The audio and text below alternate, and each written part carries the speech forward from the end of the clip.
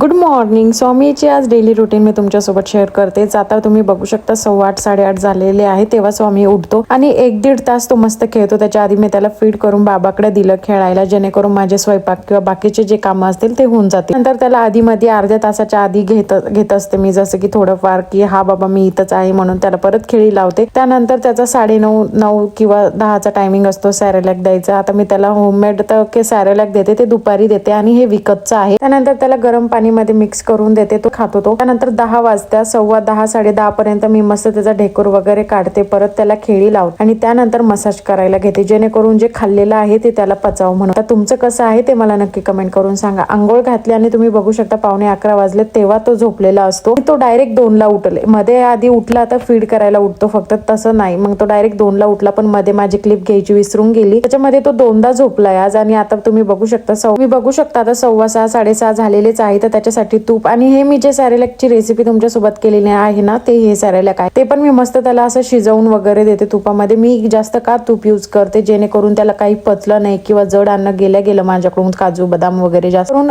पोटीला त्रास होणार नाही, म्हणून मी जास्त तूपचा वापर करत असते. त्याला मी 3ही टाइम तूप देत असते. मी बघू शकता जेवण झाल्यानंतर परत त्याचा ढेकूर वगैरे काढला, 15 ते 20 मिनिटं त्याला खेळून दिला आणि तो डायरेक्ट 10ला झोपला. असा होता स्वामीचा रुटीन. कसा रुटीन आहे नक्की कमेंट करा. बाय.